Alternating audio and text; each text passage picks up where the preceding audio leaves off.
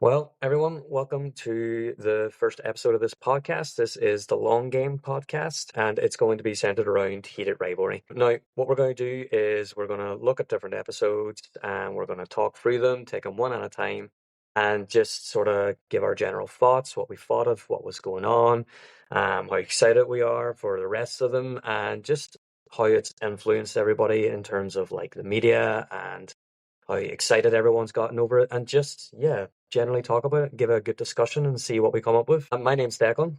This is Silvan, and we're just going to sit and we're going to discuss whatever we loved about the show. So, what were your initial thoughts about this show? Because obviously you've not read the books, and I have. So, what did you think you were sort of getting yourself into? That's a really good question. I actually had no expectations watching the show. I remember there was a lot of hype around TikTok specifically, but also Oh, Instagram, but yeah, mainly yeah. TikTok. And I just knew that it was a gay hockey show. That's all I knew. And because I haven't read the books, I'm going to go into this not having read any of the books. Yeah, So I think it'll give us a really interesting nuance because you've read the series. the series is amazing. It's really good. And the books themselves, like they're part of like a wider sort of series of books. So they've jumped from, they jumped straight into the second book. So they've not done the first book. That actually happens in episode 3. So they've done it, they changed up the timeline of it a little bit. And I think the first book wasn't quite as popular as the second. The second was very popular, so it was, and then the final book came out then, which was basically a continuation of that story. But the first one wasn't as popular. People weren't as in love with it, so they weren't. So I get the decision to basically focus on Ilya and Shane rather than Scott. But his story is very important for theirs because so much of who he is and what he does throughout the series matters a lot to them eventually. So yeah, I can sort of see why they've gone with that structure, but you'll understand that a bit more as the episodes start to come out and as you're watching them. Yeah. And full disclosure, we're going to have lots of spoilers in here. So if you haven't watched 100%, episode yeah. one, please just skip this and watch episode one first. Then come back. Yeah, come back. That's true. So having read the books, what were your expectations given that you knew the storyline and what was going to happen? Honestly, I didn't expect it to be as high quality as it was. I was expecting something quite cheap. So on a little CW. Does that make sense? That sort of um, cheesy teen, like everything is centered around sex, and yet you never see it. That sort of format. That's what I was expecting. I wasn't expecting it to be this really artistic, really beautifully shot, lighted, colored, performed TV show. Like it is so unexpected. And so my expectations were not initially high whenever I heard about it. I thought this is just going to be some cheap knockoff and it's going to be crap. But that is like so far removed from the reality. It's not even funny. Yeah, and you're right. There's something quite sort of adult, but not in a pornographic kind of way, but in Yeah. a this is a show for adult people. Especially because it's a gay TV show and that it was going to be aired on a pretty popular streaming service in Canada. It's not even originally a HBO show. I wasn't, you know, I didn't have that sort of expectation that it was going to be very artistically done or anything like that. I just assumed it would be something that that would shy away from the sex and the scenes and stuff like that. And whenever you're reading these books, there's such a core element of it that you couldn't remove that stuff and do them justice because so much of their sort of emotional development and who they turn into as people is a result of what's originally a sexual connection that turns into something a lot deeper. That's how they sort of communicate with each other. It's how they sort of measure the depth of their sort of as they're progressively having sex or as they're getting to become more and more intimate. The emotional intimacy is also building. So if they were going to do a show, it had to go in. It really just had to go for it. And I'm really glad that they did make that decision because it's paid off. Absolutely. It's completely blown up in pop culture, especially on social media. Like everything that I scroll through on my FYP is something Heated Rivalry connected. And that's probably my IP, but I don't know if it's yours. Might as well. Yeah, it's just everywhere. And to the point, yeah, and to the point where I can't go on TikTok the day the new episode releases because Because it you will get have spoiled. spoilers. Yeah, 100%. Yeah.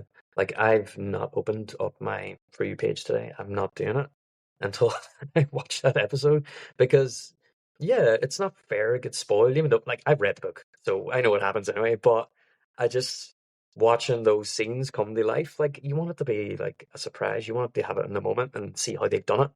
So no, I suppose that's the only bad thing is that the spoilers are everywhere. So they are. You get the clips everywhere and there's no stopping it.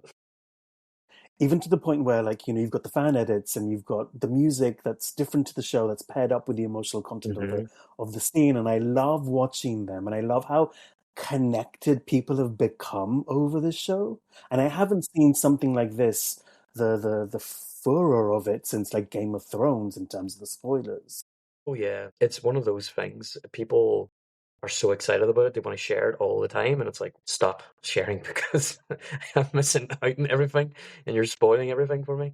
So I get that element of it. There is so much excitement around it, and people are just having so much fun with it. And I think you can sort of see that in the way that the creators, like the showrunners and actors, the way that they're responding to it. You see plenty of their interviews now, and when they're talking about it and the success that it's had and how unexpected it's been, you can really tell that they appreciate the sort of depth of love that they've gotten for it. And yeah, I think their lives are also probably forever changed now. This has shot them into the stratosphere from some relatively unknown actors to, you know, near globally recognized ones. For people that don't even have access to the show in a lot of countries, know who they are. It's that sort of it's that level of popularity. It's just crazy. Absolutely. And I think, when you watch, movies that Connor Story has done, even just a couple of years ago, like he Mhm. looks completely different. And so there's been this huge transformation of not just him as an actor, but him really morphing into the character. Yeah, yeah, yeah. It's crazy to see his real personality when compared to his character. I see why a lot of people make a really funny comparison. It's like they've like swapped personalities. So they have Hudson would be Shane's actor. He in real life is like he's like a feral animal. He's crazy. He just has that same personality. He just comes out with the with the best sort of stuff. And then you have Ilya's character, played by Connor, who is so sort of friendly. He's so nice and he's so polite and like the energy that they express in terms of their characters is so completely different from who they are as people. It just goes to show that the acting skill for both of them is just at such a high level. Like they've done an excellent job with their characters. You can definitely tell one's had lots of media training, one maybe not so much No. for a good reason. And I hope they don't. I hope they don't train. Right? Have you seen there's this video with Hudson with the cut about his skincare Oh routine? my God, It's like a yeah. 5-step one. It's 20 minutes long. I watched all 20 minutes. He's feral. And you might know something, you learn nothing about skincare. So you're just learning more about how insane he is instead. Now, why do you think the show has struck the chord that it has? Because in the bigger context, we've had previous shows that are queer related or gay centric. I can think of Queer as Folk, both the UK and the US version. There's Will and Grace, which is more of a sitcom. Hmm. You know, you've always had that token gay character in a popular show that feels really tokenistic, doesn't feel quite so real. However, I know you talked about the CW before, but you cannot say anything bad about Dawson's Creek, which is a CW show. I Oh literally grew God. up on Dawson's Creek, which had a gay character in it. Yeah. So why do you think this show has struck a chord into so many people? I think it's like you said, they're not token characters. This is not, it is a gay love story and it's unique. I mean, no one has ever made a TV show like this before, centered around two closeted athletes having like a romantic relationship with each other on the down low. And it's not just their gayness that makes them interesting, it's everything to do with their characters and the way in which they have their own struggles, their own issues. Ilya being Russian as a whole element to his backstory that just explodes him into a much more interesting character. And then you have Shane as well, his ethnic background, the pressure he feels to represent sort of Asian people within hockey, and he has all these expectations, and even the way in which their personalities carry out. Like Shane is a little OCD, he's a little controlling, so he is, and that again, it's that's like all these extra elements that just build them up into three-dimensional characters that make them so engaging. So even outside of the fact that it's a gay love story, the characters themselves are very interesting. They're fun to watch, and their dynamic is fun to watch. They have really great chemistry, and I think that just carries it for so many people, that element between the two of them. They're just really entertaining to watch. And you just get that feeling of wanting to root for them. Everyone loves an underdog story. And this is sort of the penultimate underdog story. This is two people in love that can't pursue it. And you just want them to succeed. You want them to reach out to each other and sort of build something. And so, yeah, when you have the emotional stakes that high, it's how can you not get invested? And I think Jacob Tierney, who created the series, has done such a great job at the casting of the characters. I think they've really embodied the characters really well. And I was watching another deep dive into the HR universe, where I think they did their screen test on Zoom. It wasn't even in person, I Yeah. believe, which is Yeah, remarkable. that's crazy. Having the talent and the skill to be able to spot that into actors and being able to take advantage of it in the way they did, that's rare. It's not easy. I think a lot of shows really struggle with their casting, I think they make so many mistakes and it can ruin a project completely. It's just one of those things. It's very, very difficult to find two actors who are as open and willing as these two guys are, and also have that chemistry, that sort of friendship, because you can see that there seems to be a very strong friendship between the two of them in their real day-to-day lives, and I think that's an important element of it as well, that they are so freely expressive with their affection for each other, even in real life. So yeah, I think that works. Jacob Tierney noticing that element and that potential within the two of them, I think, has paid off in dividends anyway. Completely. And I think as a first episode, so let's get into the episode. As a first episode, or a pilot, I suppose, I think this episode does exactly what it needs to do. It does such a good job at introducing us to the characters. And as somebody who hasn't read the books, I really get that there are layers to these characters. There's layers to the story. And I can almost envisage where the story is going to go. I think that first episode, like the thing that sticks out to me is that like opening scene of the two of them outside, and Ilya is smoking and Shane is out there trying to be his little chipper friendly self, and Ilya is having absolutely none of it. The level of characterization in the space of those 2 minutes is crazy. You have Ilya who's smoking despite the fact that he's a professional athlete. And the fact that he's dismissive about Shane, but that he openly sort of checks him out. He does. He looks him up and down the entire time. He has that confidence. He's cool. He has the swagger and the bit of attitude. Like so much characterization just in that alone. But then you have Shane there, awkward, body tight down, trying to put on the friendly front. Doing the polite thing and actually saying to Ilya, "Oh, you shouldn't smoke." This guy does not know him at all, but he couldn't help himself. He's seen a very particular little thing that he noticed, and he was like, "I need to correct that." Like that is so telling Yeah. of his personality. So it is like so much characterization in that alone. But even the way that it's shot, it's just very nicely staged, and the whole thing just works as a character opening. It's a masterpiece. It's so clever, so well done. I'm curious, how does it open in the book? How is it different? The Or is it different? exact, I think it's the same way.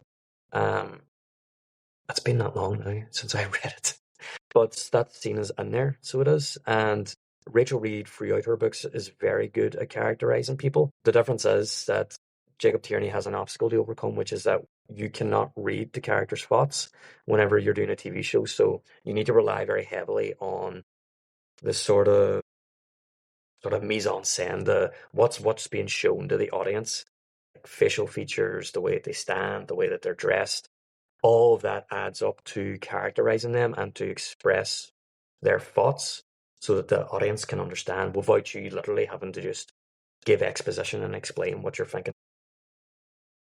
Yeah, and I think the direction coupled with the acting is really top tier because you can see that there are moments when both the characters of Billy and Shane are sort of looking, or the way they direct their gaze. Yeah, It just says so much. percent.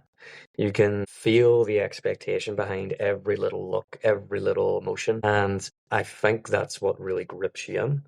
Is you're trying to read them in the way that they're trying to read each other. So you are, so you get the little moments, so you try and like, he's thinking that about him, or he's got the eyes for him now. Like all these little sort of micro emotions that they go through and that they're able to express like on the screen, it's incredible. Like I'll probably say it a few times, but these guys are phenomenal actors. They're so good, and someone needs to give them their flowers. Definitely. And I forgot how quickly the hockey scenes come into play. Like straight after that scene, you've got a hockey Oh yeah, scene. yeah, you've got Like to it have goes seen it. straight Yeah, into the actual sport. I just thought it was going to be hinted at. I didn't think we were actually going to see any yeah. hockey. This is the thing. It's so tied into their relationship, and it's so tied into who they are as people as well. Even the way they play and the way they conduct themselves. The hockey is the medium they help explain that, like that element of their characters. I mean, in that scene, you have Ilya spending his entire time on the ice taunting all the other players and trying to get off with dirty tricks and whatever, and it perfectly expresses his personality.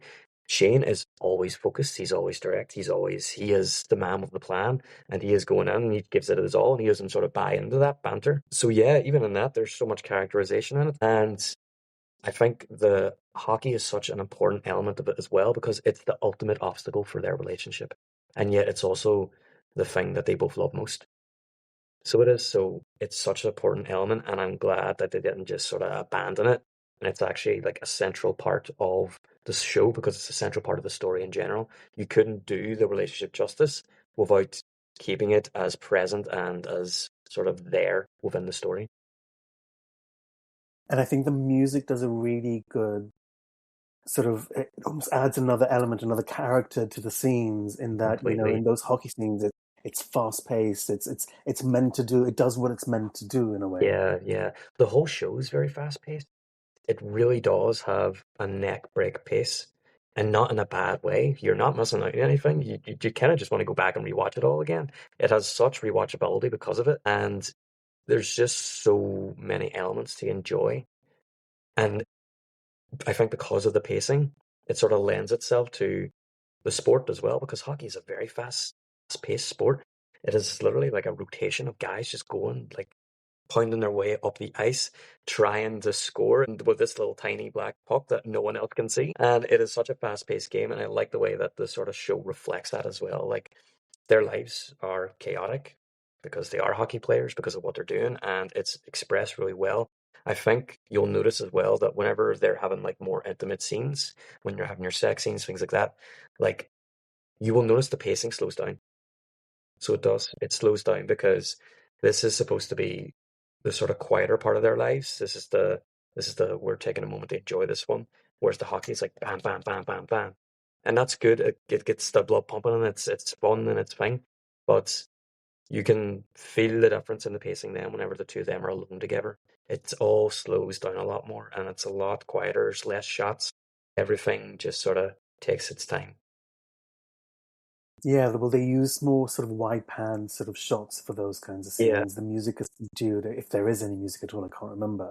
But it feels more intimate and allows you to sort of tap into that intimacy as a hmm viewer. Yeah, yeah, exactly. Yeah. Yeah, it's really, really effective. You feel like Jacob Tierney had a real vision for this show, and now he's just sort of carried it out to its natural conclusion, and he's done an excellent job of it, I think. So yeah, yeah, really, really great. Yeah.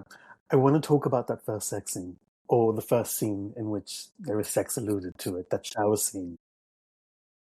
I thought at the first time I watched it, because I've had to watch this multiple times for research purposes, of course. But I remember being shocked the first time, but not in a this is crude kind of way. I thought, I've not seen this in this way before, and it was refreshing. Yeah, 100%. I think whenever that came up, it was like, oh, they're not going to shy away from this. Like they're going to give this a go. They're going to They're not going to be afraid of driving an audience off just because there's sexually gay, explicitly sexual content there, which other shows would have been scared to do, I think. And they would have been afraid of the audience reaction. They would have been afraid of the bash online or whatever, or of being accused of being cheap.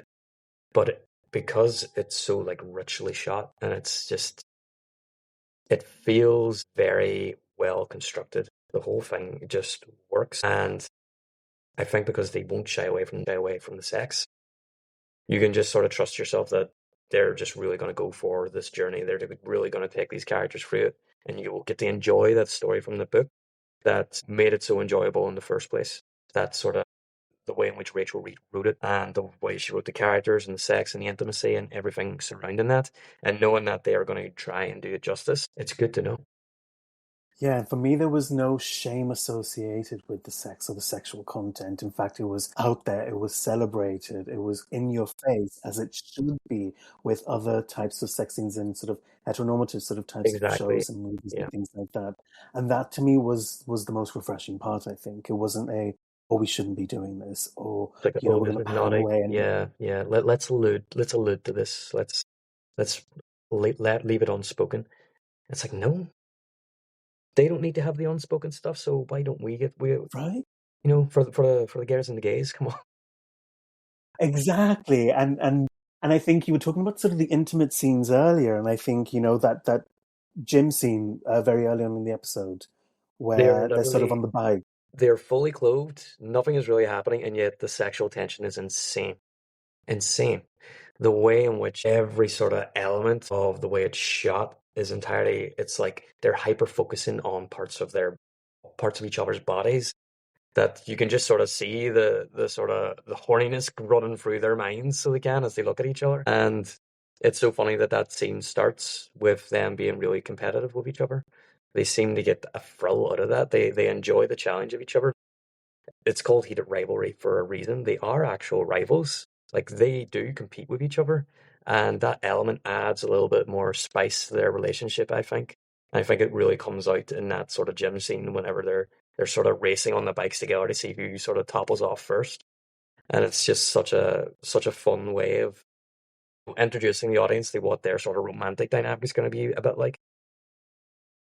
Yeah, and you get those sort of those shots where they pan literally from the feet all the way up, and you don't see that often with male characters. Whenever they're supposed to be like the object of desire, so they are. But whenever it's a man looking at another man, shooting it like that, people are, oh my God, well, oh, so he does actually really like him. It's like, oh my God, it might surprise you. Yeah, yeah. Guys also check out guys in that way. So 100%. they're doing that. It's an important part of them sort of establishing what this is going to be like. Like we're not shying away from this stuff. Like we're going in hard here, and you may come along for the ride, essentially. Yeah, there's a nod to an authenticity there. And even when they pass the bottle between each other, it's the grazing of the hands Yeah, the along the deliberate water bottle. touching of the hands, the building of the tension, and it's that sort of, it's just sheer romance. So it is. There's a film, old Martin Scorsese film. I can't remember what it's called now. But there is this moment where they're in a carriage. It's Michelle Pfeiffer and someone else, and like the intimacy of like taking her glove off or something like that there and brushing her bare hand and all that stuff. It's such a small gesture, but there's so much behind it. So there is, and there's so much sexual tension behind something like that. And it's just such a great way to build it up. Like the tension's incredible. It's everywhere throughout the show. And as a viewer, not knowing where this is going, I want that tension. I want them to build it up. Yeah, I want the yearning. I want the sexual tension. 100%. completely. Everyone loves a good yearn. Like, I don't care what people say, everyone loves the yearn. Because that's the build up. That's what gives the romance meaning then. It's the not having it and then getting it that sort of gives you the satisfactory payoff, It's I think a lot of like sort of art house gay films really play into the sex immediately. There is no the sort of romantic element gets taken out of it so often. The enjoyment of it, the build up, the good feelings around it, the celebration of it really gets lost a lot of the time. Whereas this show doesn't do that. it enjoys the build up. It enjoys their sort of moments together. They matter more, so they do, because we've had this time of just anxiety waiting for them to get together, and then I think it just makes the whole thing work. It's just so much more entertaining that way. Yeah, and you've got that juxtaposition of the fast-paced sort of hockey scenes, sort of contrasted with these slower scenes, these more intimate scenes. Mm, Even the way they shoot it, the lighting, and even the way they shoot some of those more intimate scenes, it's dark, but it's not pitch black. There's, especially in that first sort of bedroom scene, that hotel scene, there's an the lighting, orange-red hue to soft, it. very warm. It's very there's a subtlety to it. Like it's not. It feels very, very intimate. So it does, and it feels real, very real. Without going into too much detail, I was getting flashbacks to moments of my life, and I was like, "Whoa, like this reminds me of a few a few things." Yeah, it's the way I think it helps that Jacob Tierney himself is gay. Like he knows what it's like to have sex. So that lends itself to it, and he's just sort of set the perfect mood, the perfect scene for them to share this like sort of first moment together. And I think it sort of adds to that sort of romance, the romance between the two of them. It's so funny watching Shane get all flustered. He dresses up in a suit before he shows up, and it just yeah, there's just something very cute and endearing about it, and yeah, I just thought it was so tastefully done as well. Yeah, and I think what you said really hit the nail on the head there. Jacob Tierney knows sex, but he also knows gay sex very Yeah, well. exactly. I mean, to the point where Shane is like, "Oh, should we talk?" or something to that effect, and I'm like, "How many of us have Live it said all that? down. We've all been there." Exactly. It's good that I think you needed a director who understands that sort of element of people's lives, um, to do it justice. And I think he has. I think he's really done a great job of it, and just brought something that is a very, very individual experience, and made it sort of shareable to people that have never been through it before, or never had gay sex or experimented in that way. And yeah, I think it's like a little real God's the honest glimpse into what it's like. Yeah. And as someone who's read the book, what are those more intimate sexual scenes like in the book? Are they sort of very graphic? Are they more sort of subtle? What's that like in the book? No, they're very direct, so they are. And they don't shy away from really sexual language. Like they dirty love to dirty talk, both of them.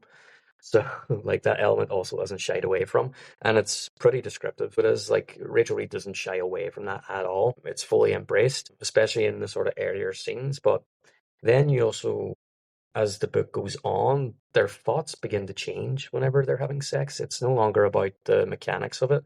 It's about sort of the emotional response they're having to it, the comfort, the feeling of belonging that they get whenever they're having it. And as the book goes on, you can sort of see it begins to matter more. It becomes a lot more important, and it becomes more emotionally driven. So it does. That's their thought process. It's typically more emotional.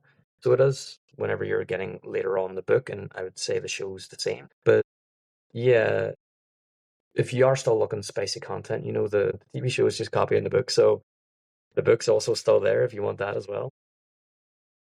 Yeah, and I think I like that they don't shy away from the language. They don't use in a very CW Dawson's Creek kind of Yeah, way. They don't say like your manhood or whatever. oh my It is God, like, the curse. do you want to suck my cock? And I'm like, they can say Okay, that. but that works. It works. That's what's given it its authenticity. It's real and it's raw and it's true. And that I think if they tried to censor this in any way, it would never have worked. Never, because you need to buy in that this relationship is real, and it feels real when they talk like that, because that reflects real life. And people don't talk about their manhoods in real life. That's not a thing. So yeah, no, he's just captured it really well, and he's done a really good job of that element of the show entirely. Um, and yeah, very good. What do you think about how this is now going to influence media going forward? What do you think the changes are going to be, or do you think it's going to change at all? Optimist in me wants to think that you're going to get a flurry of these sort of book adaptations now making it into mainstream media, whether Mm. it's TV shows or limited series or even movies.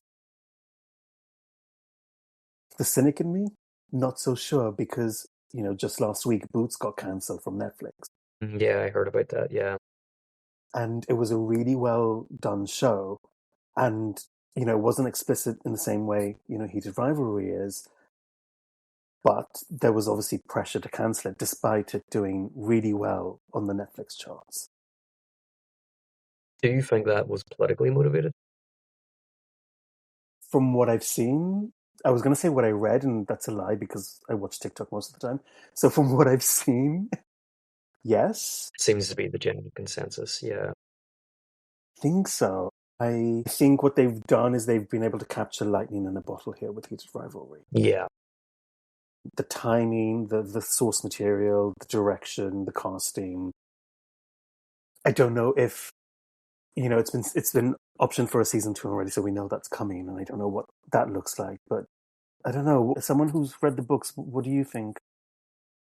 I can see it becoming, you know, a sort of stepping off point for people to not shy away from showing particular material in shows, especially centered around sort of queer sex and things like that there. I think this is going to open up a little bit more than that. I don't think it means that there's going to be a whole influx of sort of romance TV shows all of a sudden. I think people will be less hesitant to take projects like that, which will be a good thing. But I don't think it'll be so huge that it'll be like a big thing. Because keep in mind, we did have Heartstopper as well, and that was an immensely popular show, and it gets its full run. It's getting its full run. The story's going to be finished, but it didn't automatically result in a whole load of queer shows, even though it was immensely popular.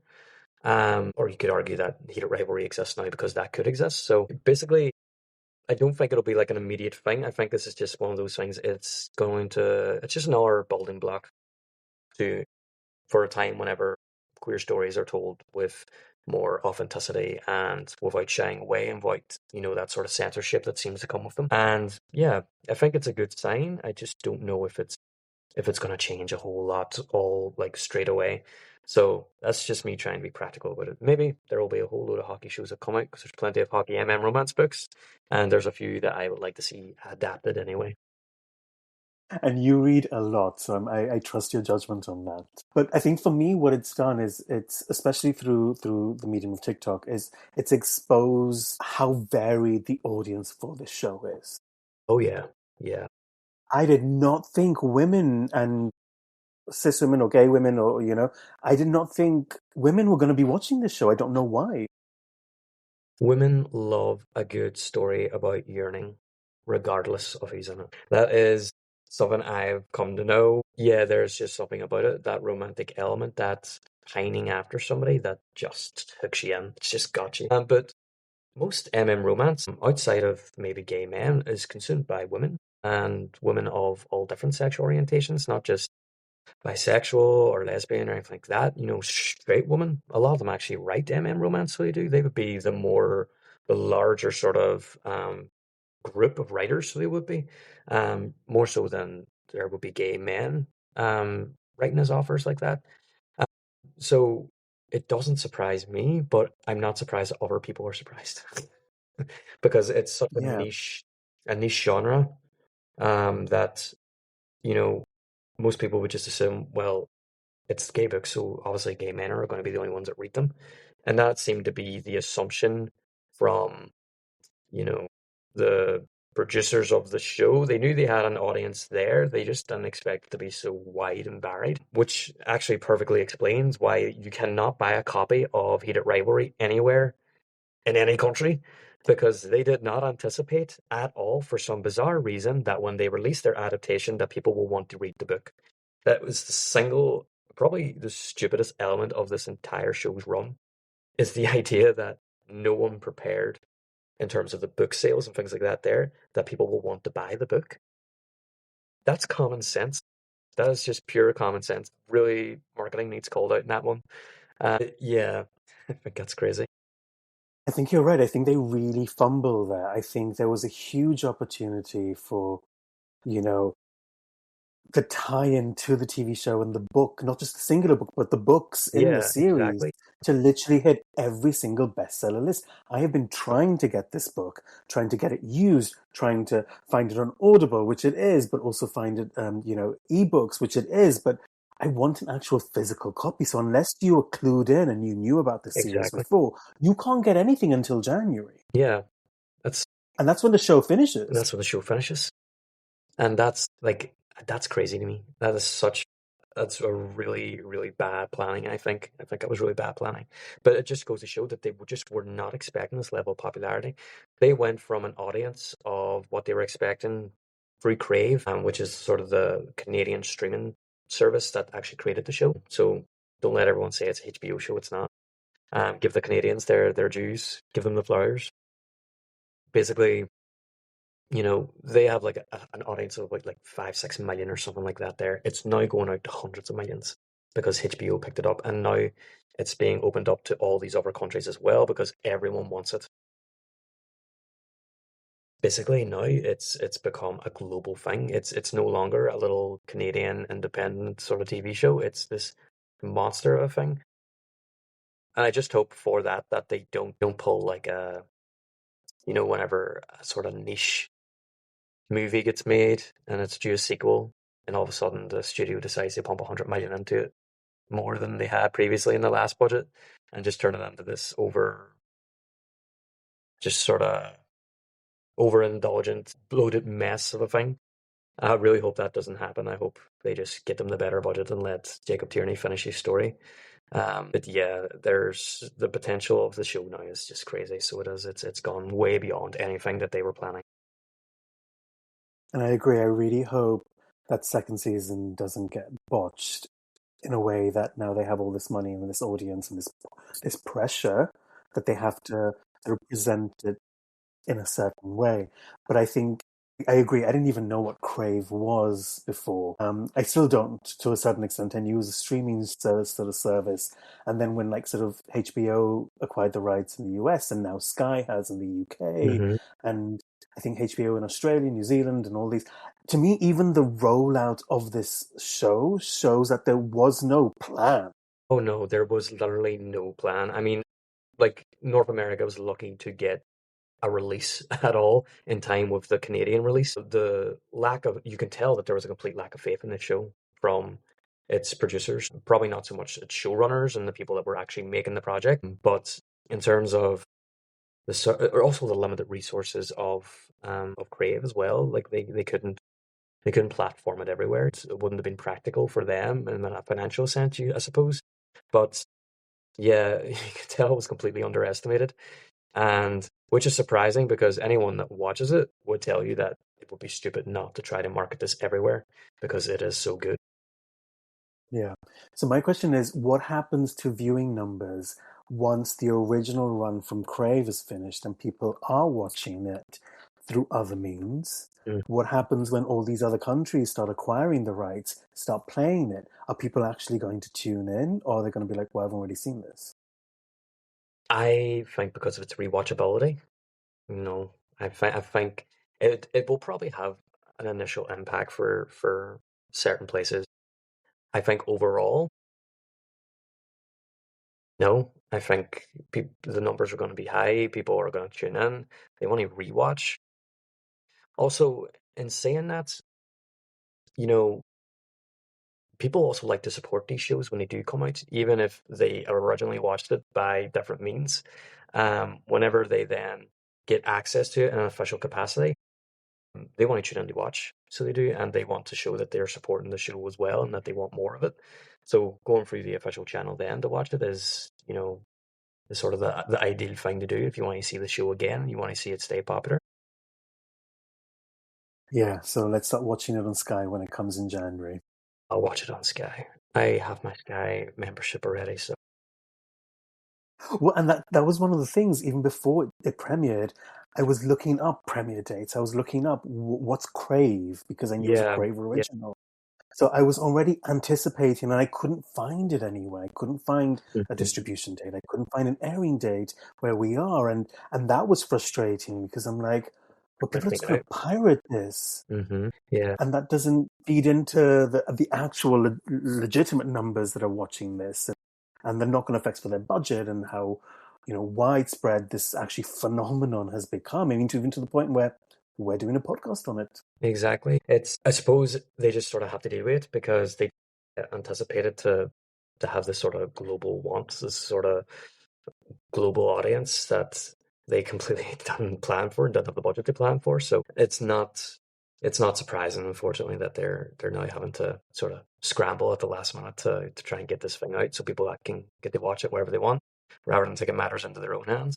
So yeah, hopefully now the infrastructure will be in place for the second season, and then they'll get their wider audience in.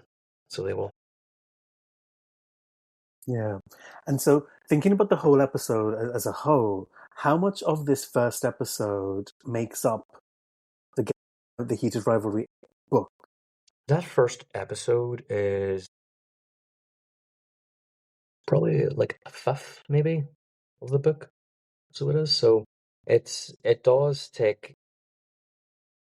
It's not shaving off material, so it's taking its time. It's setting in moments and it's giving them a bit more time to work out, you know, character interactions and relationships and things like that. It's important to keep in mind as well that a lot of the book's filled up by their inner monologue. So rather than the events happening themselves or them talking, a lot of it is them sort of thinking to themselves about the relationship. So Jacob Tierney's added a few things in, but he's not taking anything out.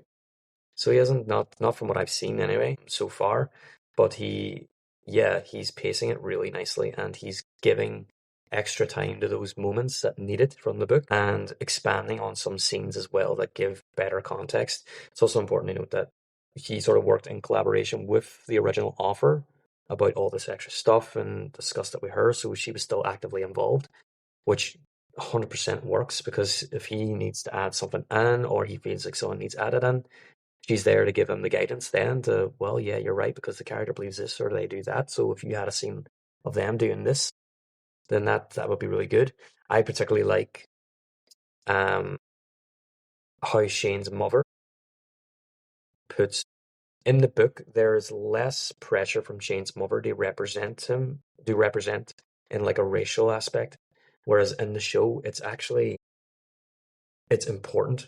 It actually sort of matters, so it does. It's much more present, and you get the feeling from Shane that this is a part of his life that stresses him, that he doesn't particularly like. And I think it's so interesting that in the book, Shane has no interest in becoming like a spokesperson for gay athletes. He doesn't want to do that. Um, Other characters do eventually. I'll not say more, but he doesn't. It's not something that he wants. So him being an advocate in any way is just something that he's not interested in. According to him, he just wants to play hockey, and that's his drive. So that's a very interesting element that Jacob Tierney has introduced in this one. It was there, but it wasn't as expanded upon as it is in the show, and I think that's a very strong point. I think that'll result in something very interesting. I think for his character. Yeah, and I really enjoy watching the family dynamics of both the characters. Yeah, very different. So they are. Like whilst watching, I'm a nerd. Like I'm thinking of their attachment styles Mhm. and sort of what the systemic sort of dynamics around them look like. And for me, Shane very much, at least from the TV show, represents this sort of very secure type of having had a secure type of parenting, but Mhm. with sort of this element of helicoptering parenting in a way, Yeah, where there's there is elements of pressure, where there is control. sort of yeah, whereas, for Rosen or for Ilya, like, oh my gosh, like that's so layered. There's so much material to work with where, you've got the dismissive father, the extorting brother, Yeah, like, let alone him. It feels like he's more isolated in the shots where he's talking to his family because he's in a hotel room alone and he's screaming down the phone, yeah, and there's this real contrast where Shane, when he's presented with his family, is always with both his parents at His the parents are in his lunches. life, yeah. Shane is, there are lots more shots of Shane with other people than there is with Ilya, with anyone else. Like, trying to appreciate, like, what would it be like to be Ilya? Well, he's in a foreign country by himself. He has a horrible relationship with his father and his brother, who are his only family. He doesn't seem to have many friends besides, our name's escaping me now. Basically his Russian friend, and their relationship is somewhat sexual in nature as well. So there's almost strings to it a little bit. Svetlana. That's it. And that makes it very interesting because he is basically alone for most of the time whenever he isn't with Shane. And that has to have an impact on him. So it does. An impact on the way that he behaves and the way that he sort of forms attachments and relationships. So yeah, it'll be interesting to see how that plays out. Yeah, and I really like that you noticed the language, because in that scene where they're in the sort of that interview scene where they're both present, Mm-hmm. and this interview is asking both of them questions, but the rapid succession of multiple questions that are thrown at Ilya's He's trying character. to translate it in his head and he's struggling, and then Shane jumps in and saves him. Yeah, and it's the little foot tap, and it's just that little subtle sort of like that gives you these goosebumps, that gives you the little Yeah. giggles, like, oh my God, he actually cares. Yeah, it's those little hints that there's some deeper underneath there that Shane sees him, so he does, in a way that other people haven't bothered to. So that obviously is going to create a bit of an awkward situation for Ilya because they're both still trying to keep their careers.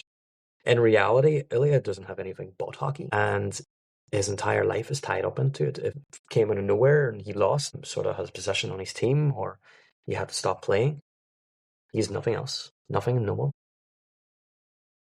Yeah, and it's interesting that you say that sort of Shane sort of jumps in for him, and in a way, I almost feel like Ilya allows him to do that, where he doesn't allow that He wouldn't let with someone else other do that. people. Yes, yeah. No, There's already, because they are rivals in that yeah, context. exactly.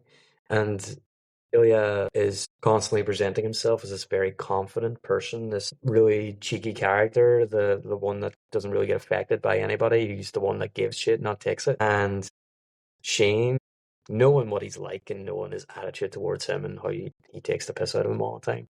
Um, when he sees him sort of slipping, the confidence starting to fall, he just doesn't hesitate to step in.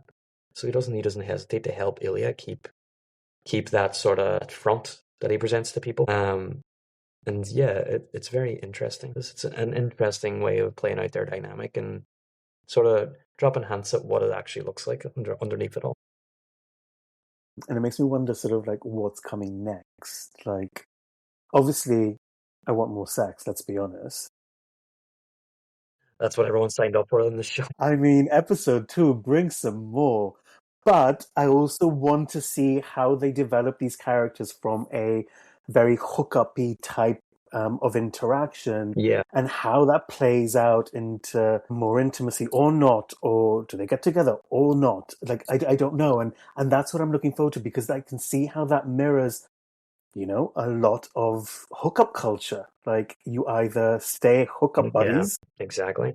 And for the two of these guys, the stakes are very high. And in most cases in people's ordinary lives, the most complicated thing that will happen is you end up catching feelings for someone that doesn't have feelings for you. And obviously there's a lot of heartbreak and hurt in that.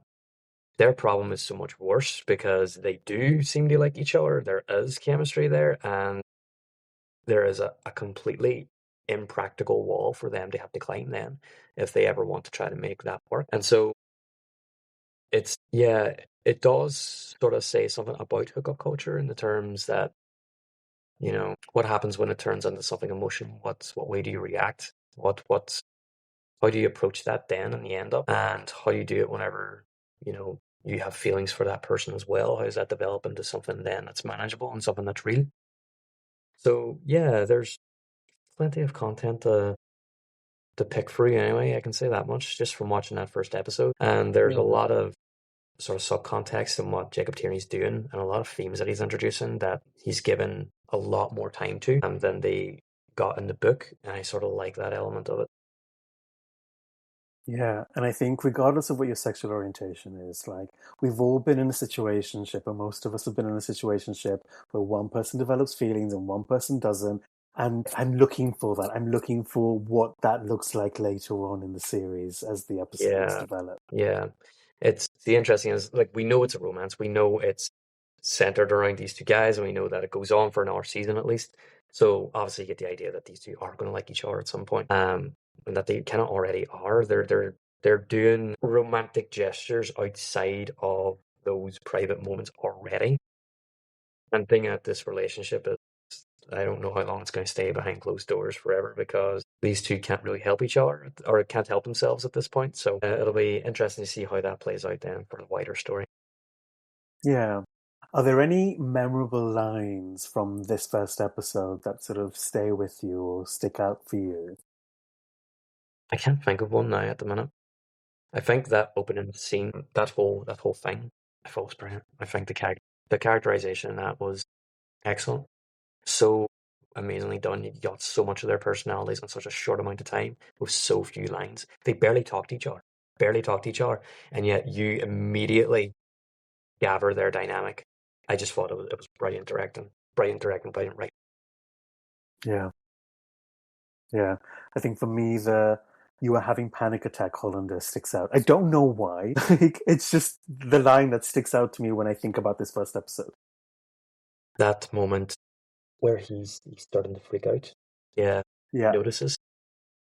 I thought it was such a sweet moment, and I don't know, there was a reciprocity there. There was this sort of consideration there, and I was like, huh, Yeah, yeah, he is. because you go in expecting it to be this like quick and dirty hookup, and then you have the sort of emotional consideration, the consideration for his feelings and what he's going through and what's happening, and that sort of moment of tenderness. And it's totally unexpected because Ilya is this womanizing, uh, um, Playboy. sex fiend playboy. Then having such a affectionate and caring and intimate moment with him that's completely unrelated to the sex, that tells you something about him, about their relationship and how he actually feels about Shane and where it could possibly go. So yeah, it's a great moment. And I'm sure that that will resonate with a lot of people. Oh yeah, yeah, 100%. Yeah. So, thinking about the rest, or at least thinking about the rest of the season, as someone who's read the books, what are you hoping they get right, or what are you hoping that happens in the second episode that they get right? So in the second episode, I No want to spoilers, of see course. I want to see more of Ilya's family dynamic. He has a very complicated relationship with his family, and it's always very good. And I always think it's very interesting the way that he reacts to Shane after these moments. See when he's feeling down or bad, his initial reaction in the book was always to like withdraw, but as time goes on, he sort of turns to Shane rather than away from him as their relationship begins to develop. And it's such a they're like some of my favorite moments. So that's because it's like you're finally starting to feel comfortable, like trusting in this person, having this person be your person. And it's just such a lovely moment. And it's so subtle and it builds so slowly in the books. And I hope it's on somewhere here. Might mean that Ilya's going to be an asshole for the next couple of episodes, but that's what you need to do if you want to build tension. No, that's not a bad thing, though. No, you need to you need to build it up. You just can't have everything work out in the start and have no material then to cover in the end. There needs to be There conflict. needs to be conflict. Don't shy away from conflict. It's necessary. So I think we'll wrap it up there. That was really good. It's really good to sort of take a time, discuss it, and talk through your thoughts and things like that there, and just sort of take the time to actually examine whatever you're reading. And I hope you enjoyed it as well. Obviously, me and Sylvan had a great time talking nonsense for an hour about this amazing show that's taken over the world. But yeah, we plan to do this weekly. So if you enjoyed this episode, if you enjoyed our thoughts, then, don't be afraid to comment. What did you think? Is there something that you want us to cover or any topics you want us to discuss? Leave them in the comments. Like, share, subscribe, do all that. And yeah, keep an eye out for the next episode. Whenever we're done that one, we'll send that out as well. So yeah, until next time.